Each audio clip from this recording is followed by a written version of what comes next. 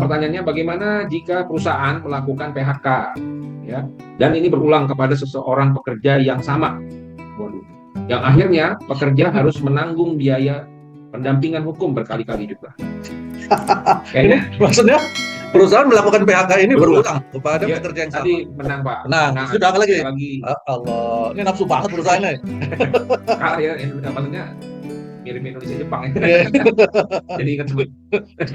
Baik, menarik sih, apa namanya ya? Masih bebuyutan. Ya, jadi kondisi seperti ini, apakah ini tidak mungkin terjadi? Mungkin saja terjadi, cuman mungkin sedikit ya.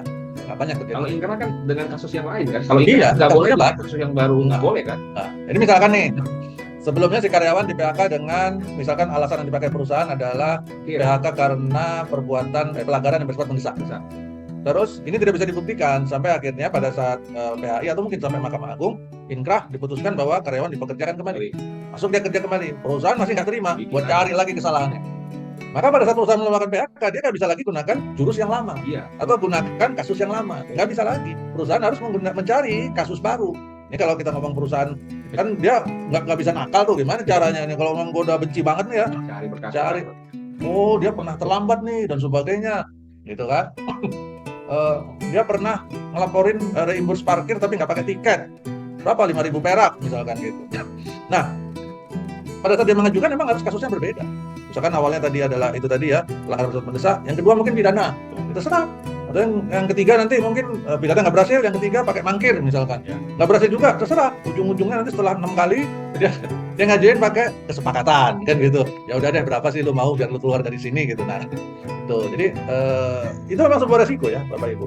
Kalau ditanya apakah perusahaan tidak boleh mengajukan ini berulang, nggak dilarang, karena kasusnya berbeda.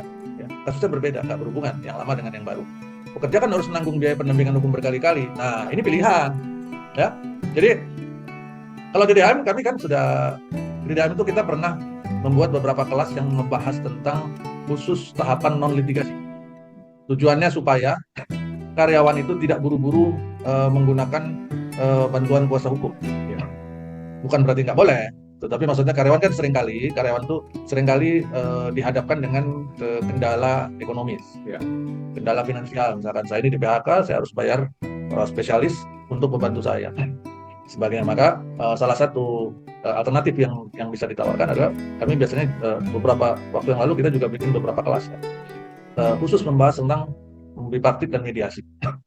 Ya, dimana di dalamnya diajarin nih caranya begini, triknya begini, ya kan. Bahkan kemudian DHM juga sudah membuat e-booknya, sudah membuat buku dalam bentuk buku elektronik yang isinya khusus membahas tentang tahapan non litigasi itu, bipartit dan mediasi. Berarti ada 2 tahap kan.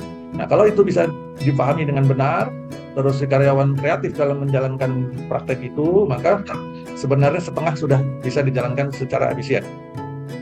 Baru pada saat masuk ke tahapan litigasi atau di pengadilan, nah itu kalau memang pengen menggunakan kuasa itu bagus, karena memang triknya berbeda, ya. Jadi akan banyak trik-trik yang dilakukan, meskipun dalam bipartit atau mediasi pun trik itu memang suka ada juga ya dilakukan, menjebak dan sebagainya.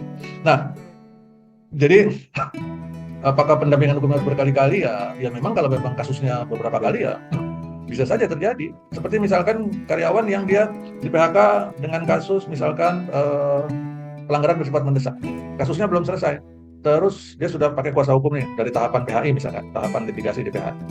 Kemudian saat yang bersamaan masih proses belum kelar, perusahaan melaporkan karyawan ke polisi, pidana, penggelapan misalkan.